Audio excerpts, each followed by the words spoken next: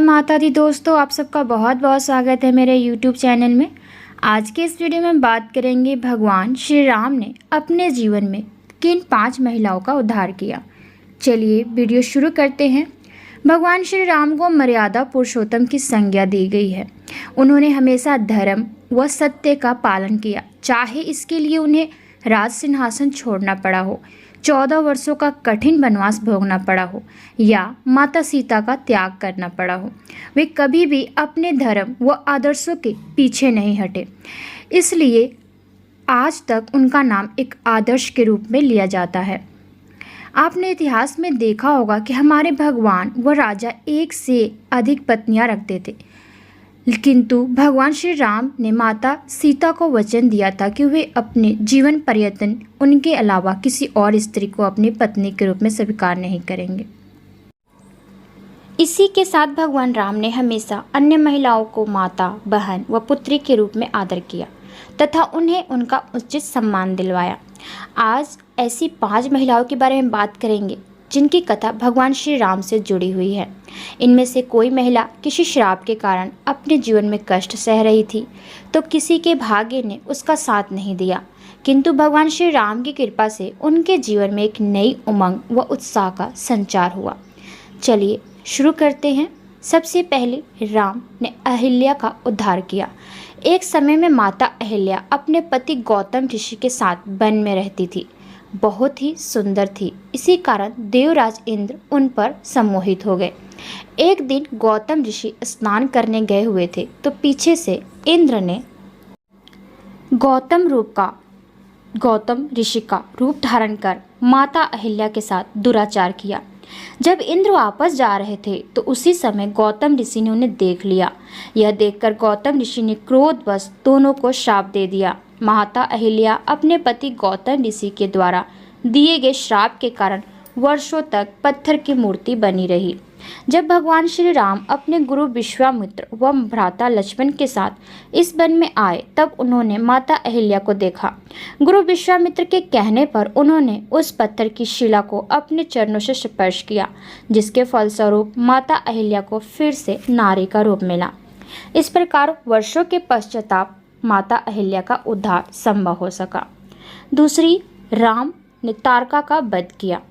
दुष्ट प्रवृत्ति के लोगों का वध करके उनकी मुक्ति करना भी धर्म का एक भाग है। तारका पहले एक बहुत सुंदर स्त्री थी, किंतु अगस्त्य मुनि के द्वारा दिए गए श्राप के कारण वह एक कुरूप स्त्री में बदल गई, जो नरभक्षी थी। जिस वन में महर्षि विश्वामित्र यज्ञ करते थे व दिव्य अस्त्रों का निर्माण करते थे, वहाँ तारका का प्रकोप बढ़ गया था। इसके कारण विश्वामित्र जी के कार्यों में व्यवधान उत्पन्न हो रहा था। तारका का वध करने के उद्देश्य से विश्वामित्र जी अयोध्या नरेश दशरथ से उनके सबसे बड़े पुत्र श्री राम को अपने साथ लेकर आए। भगवान राम शुरू में तो तारका का वध करने में थोड़ा हिचकिचाए, लेकिन क्योंकि वह इस धर्म में स्त्री हत्या पाप था, किंतु ऋषि विश्वामित्र के आदेश अनुसार उन्होंने तारका का वध कर उसका उद्धार किया। तीसरी, राम ने सबरी के जूठे बेर खाए थे। सबरी एक आदिवासी महिला थी, जिसके मन में भगवान श्री राम से मिलकर मोक्ष प्राप्ति की इच्छा थी। उनके गुरु ने अंतिम समय में बताया था कि एक दिन कुटिया में स्वयं भगवान श्री राम आएंगे, जिनसे उन्हें मुक्ति मिलेगी। इसी आस में वो प्रतिदिन अपनी कुटिया को पूरी तरह से साफ करती थी, नए नए पुष्पों को कुटिया के रास्ते में सजाती थी। वह प्रभु के लिए फल एकत्रित करती थी। भगवान राम की प्रतीक्षा में सबरी का पूरा जीवन बीत गया। अंत में जब भगवान राम अपने भ्राता लक्ष्मण के साथ माता सीता की खोज में वहां आए, तब उन्होंने उस वन के सभी विद्वानों के आश्रम को छोड़कर सबरी की कुटिया को चुना और उसके जूठे बेर खाए। सबरी की इच्छा अनुसार भगवान राम ने हृदय से ही सबरी को नौधा भक्ति का ज्ञान दिया, जिससे उन्हें मोक्ष की प्राप्ति हुई। चौथी है राम द्वारा तारा का उद्धार। तारा किष्किंधा के वानर राजा बलि की पत्नी थी, जिसे भगवान श्री राम ने अपने सखा व बाली के भाई सुग्रीव की सहायता करने के लिए मार दिया था। उसके पश्चात सुग्रीव को किष्किंधा का नया राजा नियुक्त किया गया था, क्योंकि वाली के समय तारा किष्किंधा की महारानी थी, लेकिन उसके मरने के पश्चात तारा का राज्य पर कोई अधिकार नहीं रह गया था। तारा व किष्किंधा के लोग वानर जाति से थे, जहाँ स्त्री का पुनः विवाह हो सकता था। भगवान राम ने तारा की बुद्धिमत्ता से प्रसन्न होकर उसे सुग्रीव की पत्नी घोषित किया व पुनः उन्हें किष्किंधा की महारानी बनाया। 5वीं, राम द्वारा मंदोदरी विभीषण का विवाह करना। मंदोदरी दशानन रावण की धर्म पत्नी थी। जब भगवान राम ने रावण का वध कर दिया, तब मंदोदरी युद्ध भूमि में आई और अपने पति व पुत्रों की मृत्यु को देखकर विचलित हो उठी।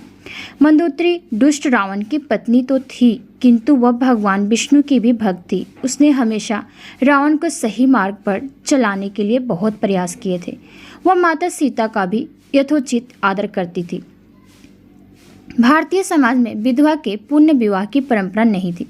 वह उसे सभी सांसारिक सुखों को त्याग कर एक विधवा की तरह जीवन व्यतीत करना होता था। किंतु भगवान श्री राम ने विभीषण को लंका का महाराज घोषित करने के पश्चात उन्हें मंदोदरी से विवाह करने को भी कहा।